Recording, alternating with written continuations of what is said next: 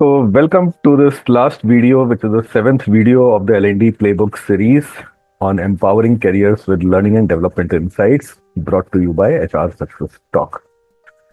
So, today we are going to be covering the last important topic, especially targeting you as an L&D professionals on your self-development and the networking aspect. However, as I was recapping through the last, couple of the videos, I just got reminded of myself that, there were a couple of one or two pointers which got missed out. So before touching upon this particular topic on the self-development, I will be quickly capturing those left out points, which is especially on the training duration and the batch size. Now, we had discussed about the part of the training intervention, which is when you identify the objectives, the requirement of the training intervention, be it done through the internal or the external trainer or the online, offline, or through the LMS or the physical delivery, or through the cross learning of the with the teams. So when you have identified, a particular curriculum which needs to be covered through a particular trainer, and especially when it comes, to be done through the external trainer, then you got to pay very, very close attention to the content outlines vis-a-vis the training requirement or, the training objectives actually. So, we got to pay the close attention in the sense we need to see in terms of that how much amount of the time is actually required to be fruitfully getting the training to be conducted. Because eventually at the end of the day, it's the participants learning which is the crucial. Now, I do understand we also face these situations many a times, normally most of the times actually, when we get back from the management that about the budgeting part, or, we expect that some kind of the soft skills or, some kind of the functional training which needs, which as per the trainer, we feel that this training certainly needs to be conducted in 2 days of time or 3 days of time. That's a kind, and that's a full range of that particular curriculum needs to be covered in full detail. Because whenever the training is getting conducted, especially with the external trainer, the trainer is coming with a lot of experience from the diversified background of working into a different industries, different kind of audience, and has its own credentials to which can be which needs to be correlated with the delivery flow and the time required. And that is where, you as a L&D professional should pay heed to what trainers are saying. And as we had already discussed in the last videos as well, that you certainly need to figure out the table of contents or the outlines which you can get prepared through the different trainers, do some comparative analysis, and from your own perspective and the content outlines and the objective of the training, please match the right content flow and the right time duration required. Just because that, yes, we have the budgetary constraint, or you have some calendar in which some budgets are there, some number of the days of the training in a particular calendar year needs to be ticked across, so that, you think that, yes, your job role has got completed, but eventually if the participant doesn't get the full learning, and that is where, should never compromise on the learning of the participants. Else, just ticking the box will not help anybody in the long run, neither the participants, neither the organization. You have anyway spent the budget, right? So it may so happen that, say, suppose a leadership training has to happen, or say some functional training on supply chain management has to happen, and based on the departmental requirement or the objectives of the training requirement, if the trainer is clearly identifying and showcasing to you by the table of contents that this certainly requires 2 days of intervention, and it is not just theoretical, it's going to be workshop, it's going to be role plays, activities, audio, videos, visuals are there, some assessments are to be there, which has to be done, some group activities has to be incorporated, so that the training can be really concretized in the participant. And that certainly takes 2 days of the training. And if we really push them, that needs to be done in 1 day only, please squeeze it. So please understand, in the interest of the business, in the interest of not losing the business, many trainers will actually come back to you and say that, okay, if you say we will do it in 1 day, right? And then you might, try to compare with other trainers, and if some other trainer is, hell-bent upon it, very confident about it, that it needs to be done in 2 days, and you are saying that, there are few other trainers which are saying that it can be done in 1 day also, then probably that trainer will also finally, succumb to the pressure and accept on a 1 day intervention. But in that case, what will eventually happen is that either the trainer has to cut down the syllabus by half, right? And then the purpose of the training is not met. Else, if the entire syllabus needs to be done of 2 days in 1 day, then it will be just touch and go. People will not really get the feel of the subject. And most of the times, the trainer has to build a rapport with the people during the intervention. People will be asking a lot of questions, and those questions needs to be answered, and that takes time, because please understand, everybody has its own grasping power. People are coming from different backgrounds, so every participant will not be a equivalent having the equivalent participation in terms of its learning curve. So we got to respect the human differences, and that is where this batch size is also important. Most of the times, I have seen, even rendering the soft skills or the functional training, I myself, and the way I get coordinate with a lot of different trainers and subject matter experts when we call upon different trainers to organize the trainings for our clients. So most of the times, I have generally seen and witnessed through my own experience that ideally the batch size of the participants, be it on the technical side or the functional or the behavioral side, the batch size should not be more than, or on an average of 12 to 15 type of range of participations. Because if it is much beyond 14 or 15, then it's going to be crowd. It's not going to be training or the workshop. It's going to be then a seminar. Because people will be having a lot of questions. And if trainer will not be left with enough bandwidth to address each and every questions because of the paucity of the time, then the whole purpose gets defeated. So please do respect these requirements, and also prefer physical mode over online mode. In the online mode, we all know that since Corona time, yes, we stuff lot of participants into the training program, because we know it's an online mode. 20, 30, 40, 50 candidates can get into that, but trainer cannot, focus on his attention. So it's going to be just like something like, school batch, where the teacher is there, 40, 50 students are there, and people are not, students are not paying attention. And especially on the online platform, people are off the screen. You don't know where the participant is actually there or not. It exists or not, right? And even if they are present physically, they are listening or they are doing some side work, you don't have any control. So please pay attention to all these logistics very carefully. I do appreciate if your organization is such that where a lot of people are working in an isolation mode or a standalone mode into different home locations at a pan-India level, then obviously you cannot avoid, you need to have an online session. But as far as possible, try to organize the physical mode of the training delivery, because that is where the participation is really happening. Trainer has the direct access to the participant. Participant has a direct access to the trainer. Physically, they have come to a certain place where they are focused over there. Otherwise, in an online mode, there's a huge distraction. We all know about that. So, to quickly summarize on this particular aspect, just don't get succumbed to the pressure of the budgetary constraint. Better not to do the training at all. If you do the training, please get the justice prevail for the learning. So learning is crucial. Don't have too much of the batch size.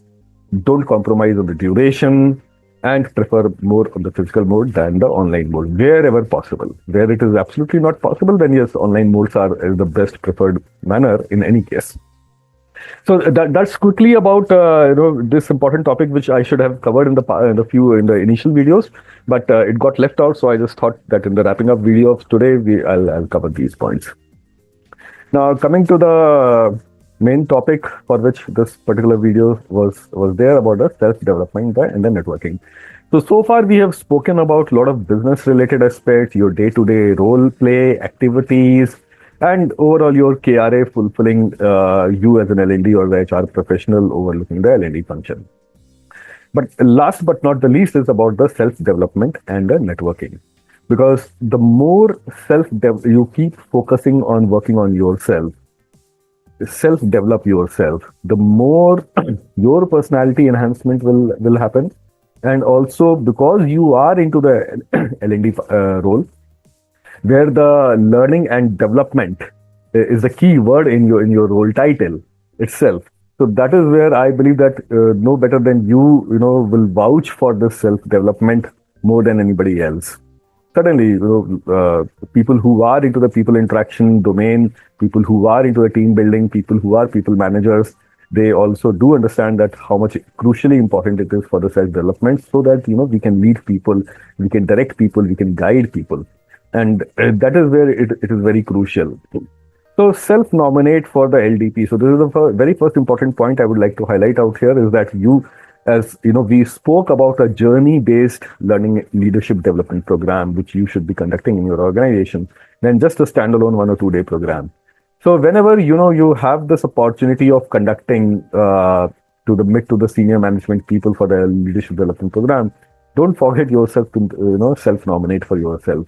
Even while you have been organizing the entire journey, but you do also self participate as a participant into that leadership development program. Because whenever there's a journey based solution, a lot of different aspects gets covered in terms of the group session, one-to-one coaching session, 360-degree assessment, telephonic support. A lot of those things get built up during the LDP program, and that is where you get enhancement towards your own leadership development through this program. Keep on tap on the latest trends. So L&D is ever evolving. So a lot of AR, VR, or the virtual reality related stuff is getting augmented into the training program. So a lot of LMS has got evolved to a great extent. So now in the previous slide I had also advocated on the physical mode of delivery. But yes, nowadays this remote level of the content streaming, or pre-recorded videos are there, or online webinars and seminars which are happening all around. So those can never be ignored. And yes, people are into the different locations, so people cannot even obviously travel for every time for the physical mode of delivery. So keep a tab on what all those trends are evolving, how the LMS is evolving, how the bite-sized learning programs are coming through a lot of different apps, or the on-demand the learning availability, and that is where keep a tab on those latest trends, what kind of the programs which are getting evolved, and especially with the advent of the artificial intelligence. Have a look at that. Do keep a tab on all these aspects of the development or the technological development happening all around, and especially also keep on networking. I'll talk about that in a couple of minutes as well. And keep on interacting, keep on looking into the websites on the internet. Just always keep a tab in the sense of what's the trendy these days, especially with the business dynamics ever evolving. That how you can think from your own team perspective, or how you should actually put a hat of a line manager of a particular department, interact with those line managers and think from their perspective, that how, if you had been into their roles, how you would like your team to perform, what kind of the learning and development opportunities which can be created for them, what kind of the skill gaps are there. So the more you think about these things, the more you learn about these things on the internet, and obviously interacting with a lot of people, you actually get to know what's going on currently in these times. And the more the latest features, the current phenomena of the learning and development which you bring on the table to your team members, to your organizations, people will actually look upon to you, and then and they obviously look upon to you as a great with that degree of respect, and will keep on getting more connected, because they look upon to you as a source of information for their own learning and development. That is why keeping a tap on these latest trends is very crucial for your self-development as well. Next is that about practicing and establishing coaching and mentoring environment. Coaching and mentoring is the key. I had discussed about this in my past videos as well quite a lot. uh, LMS based learning, or through the pre-recorded videos, or through attending some seminars and events, certainly there is a certain degree of the learning does happen. But the most crucial learning and development happens through direct one-to-one coaching or the mentoring programs. And that is where you as an L&D person should invoke upon the culture of the coaching and the mentoring environment within your organization. So initiate a program through which the senior people of the organization should take upon one or two coaches or the mentors for the mentees personal development, and they should not be belonging to the same department. So maybe a CFO can take a coachee or the mentorship for a sales executive, right? Or maybe a head of operations or the COO can take a mentorship of a finance executive, right? Because coaching and mentoring is not necessarily only related to the functional domain. It's about the overall personal enhancement. It's about the way the people are thinking, the way the people are behaving, right? So and how people are actually forming the behavior patterns, and how people coming from the different domains, from the different expertise, can bring about more value addition in terms of the learning curve for the mentee. So that is the one important aspect. And you also, as adopt the role of a coach or a mentor to somebody. Just a second. Sorry. So you also, as a coach, adopt the role of a coach or a mentor to your teams in your organization. You can also nominate yourself for the coaching development program for yourself, right?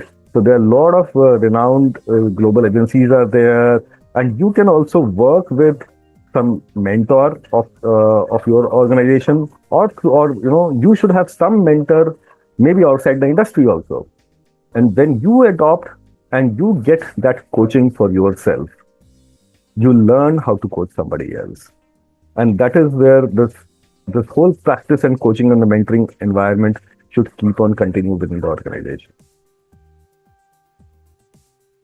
Promote cross learning and experience sharing sessions within the organization. So this is a very crucial thing. We had already discussed this thing about quite a lot in the past, and how this actually helps you in your self development also. Because when you keep on organizing these kind of learning sessions, a quick 30-minute a brush up of some training event which has already happened in the past, somebody who has already gone through this training and implementing those learnings and producing results.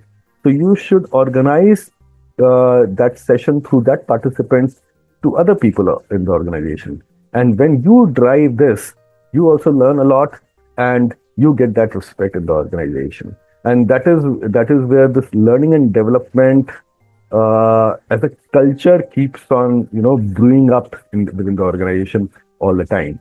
So obviously you got to do all this in alignment with the management and with the line managers of the different people who can participate into those things, so that their time and bandwidth can be organized. But you can make a calendar out of this, and keep on organizing these cross learning and experience sharing sessions within the team.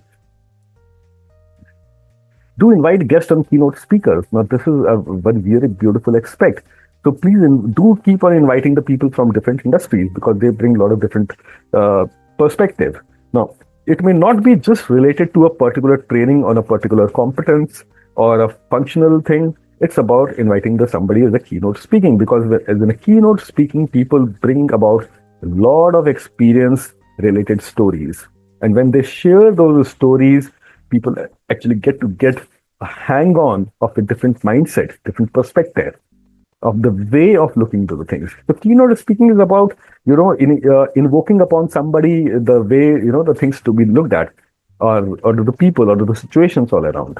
And that is where you keep on inviting and keynote speaking into your organization during maybe some town hall event, or maybe some outbound training, outbound stuff which is happening, or some channel meet is happening, or the corporate event which is happening. So just for maybe or 2 hours, a guest speaker or a keynote speaker can be invited, and this is where you get to know a lot of people. When you know a lot of people, invite those people also bring in a lot of development inside you, because they really feel excellent in terms of the relationship building which is happening with you, and you never know that you can find some good mentor in them for your own self development and growth. Do keep on regularly attend networking events and webinars.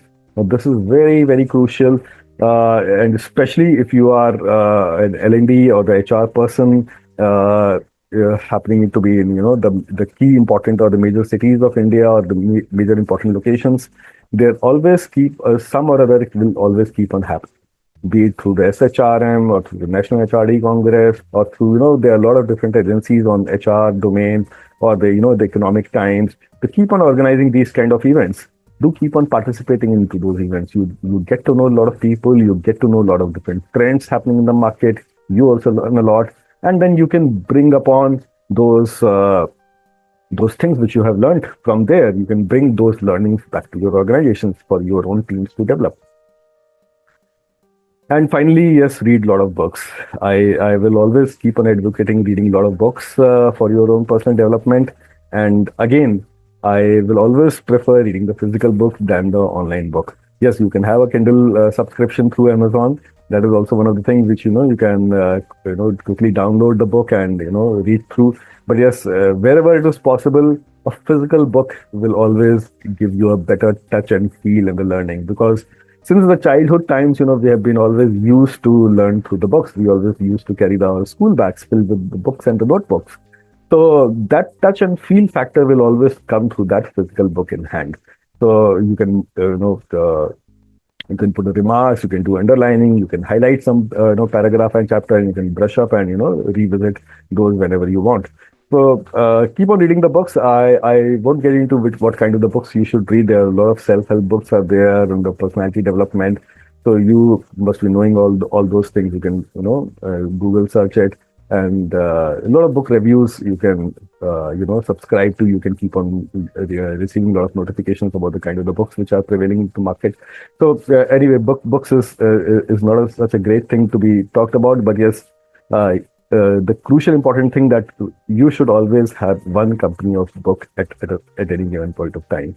So always make a habit that at least every week you should flip through some few pages of the book or one or two chapters of the book, so that in a month or two you can finish up one book, and at least in a year you should have gone through 5 to 7 books at least every year. So that will keep on adding adding thinking to your perspective. The more books you read, the more glowing mind you would be having. So that's about the self-development and the networking side. You should always be focusing on the L&D as a L&D person. In fact, everyone should in the organization should be going through these kind of the self-development activities. But it's becomes so more important for you as a L&D person, because you are into the L&D role, and your role is to guide people, is to help people in their learning and development. So unless you are focusing on your own self-learning and development, it becomes a bit tricky for you to justify your role in a very effective manner. So yeah, so that's what about this particular video, and I really thank you from the bottom of my heart for me to and especially to HR Success Talk to give me this opportunity to spearhead this entire series of the L&D Playbook. And thanks a lot for all your patience also to bear with me in this last 7 video series to take you through. I will love to, invite your queries and all that. And by the way, I've just put in, I'll put this link in the pinned comment also of this video. So this is, so as I mentioned in the 4th video is about one particular article about the coaching I had published. So likewise, I had published many other articles for your own self-development, working in the corporate professionals. So there are a couple of bunch of articles which I had posted, and if you love reading, you may visit these articles and you'll find value addition to your own mindset. So thanks a lot, and I really hope to catch up with you guys soon in maybe some other video series. Thanks a lot. Have a good day.